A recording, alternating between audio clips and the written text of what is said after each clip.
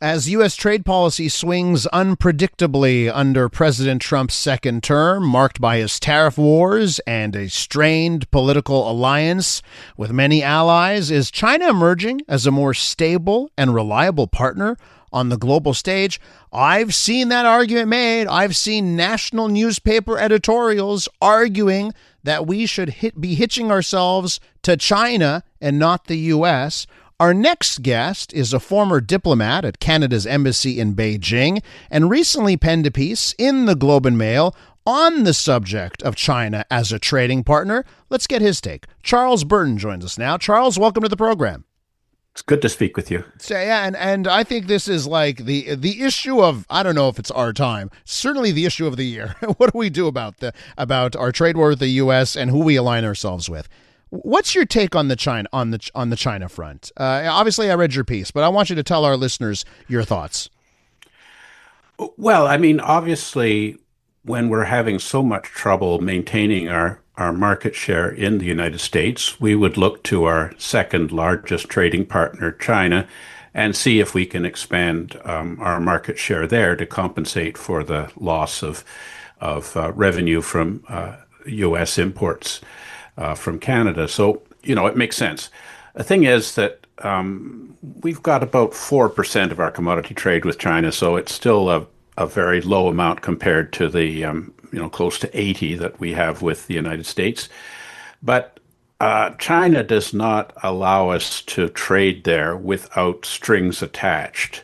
So the Chinese ambassador has made it clear that if Canada wants to improve relations with China, and the Chinese regime would therefore make a promise, not a commitment really, to import more, say, agricultural commodities from Canada, that we have to stop doing things that China doesn't like. So they want a removal of our restrictions on China's ability to mine critical minerals in the north. They want us to give open access to Chinese high tech in our telecommunications, including the Huawei 5G. They would like us to abandon implementing the Foreign Influence Transparency Registry. They want us to accept China's interpretation that Canadian waters in the Arctic are in fact international waters that China can freely navigate. And they want us to stop our freedom of navigation exercises in the South China Sea and Taiwan. So, I mean, there's a whole lot of conditions there. And they want us to stop cracking down on Chinese espionage and the transfer of dual use, or what you call military technologies from Canadian research institutions into China through collaborative arrangements. So, we don't get the trade for free. They have their policy of seek common ground and set differences aside. But the differences that we're expected to set aside are all on the Chinese side in terms of their interference in our security and sovereignty. So, while you see the provincial premiers really wanting to get the Chinese current completely unjustified ban on certain agricultural commodities import into China, particularly canola seeds, which they've imposed because we've put a big tariff on the import of their heavily subsidized electric vehicles. The provinces have a mandate for trade, but they don't have a mandate for defense, public security, and safety. So, and our sovereignty. So one can understand why the provincial premiers are lobbying the government hard to remove those concerns that China has that are limiting their ability to access the Chinese market. But the question really is, does it ever stop? And would we find ourselves essentially more and more beholden to China as a geostrategic rival to the United States? And I want to talk to you, Charles, about messaging here, right? Because you say China's trying to pass a message that China is a better and more ethical partner for Canada than Trumpian America. And you point out they've ramped up, as you call it, a specious propaganda campaign in order to do that. Tell us more on that front. Well, I mean, the Americans have cut U.S. aid. So all of a sudden, countries that are reliant on American dollars for poverty alleviation and for health programs like addressing HIV and a myriad of other tropical diseases have suddenly run out of money. So China says, well, we can fill that up. We actually care about you.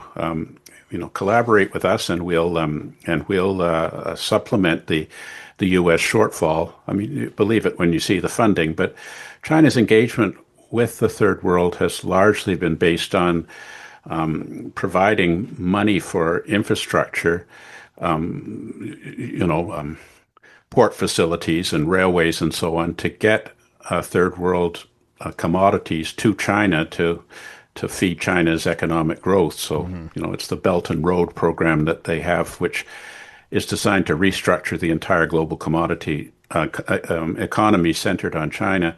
And they also favor countries that have favorable port facilities, which have the potential for Chinese future military bases. So, they say these things, but when it comes down to it, China has not been maintaining the spirit of the World Trade Organization.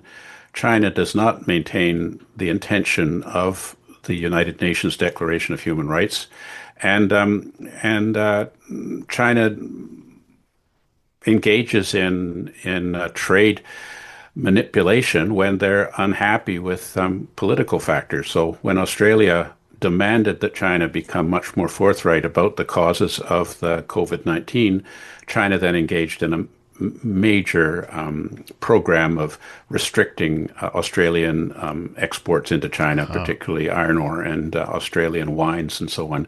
So they don't play by the rules of the game. So, I mean, everybody knows that Mr. Trump doesn't play by the rules of the game, but I don't think that we can substitute China as a nation that will be able to fill that superpower role in a way that Canada would favor. Really, China does not support the ideas of the independence of sovereign states. China sees itself traditionally as the dominant power on the planet. And Xi Jinping, the current leader, has this idea to try and restore this role that China is the authority over all under heaven. And that would include Canada if he was able to achieve his overall program. Charles, in the minute I have left here, I got to ask you, where do you think the Canadian government is leaning right now? I think the Canadian government is leaning towards giving in to China. It's become pretty clear from statements from the foreign minister that we will not be engaging in those programs like the Foreign Influence and Interference Registry, and that we are prepared to compromise if China is able to deliver us more access to their market. It's a dangerous game to play, but the pressure is there, and the Canadian public wants to see our government doing something to counter Trump's unfair trade treatment. You think this would be a terrible mistake? I think so, yes. I mean, just based on history and my knowledge of China, it's not a good idea to get in bed with the Chinese communists. Why are there Canadian politicians even considering it? We all know this. Well, stuff, I think, I mean, I think that there are a lot of business interests who are lobbying the government to do more with China because, as I say, they have a mandate to expand the bottom line. They don't have a mandate to protect our security and sovereignty against Chinese espionage attempts to engage in transfer of critical minerals to China to maintain their monopoly on that and their threat to our north. So, one can understand that they're different functional responsibilities, but it's the responsibility of the federal government to protect Canada as a whole.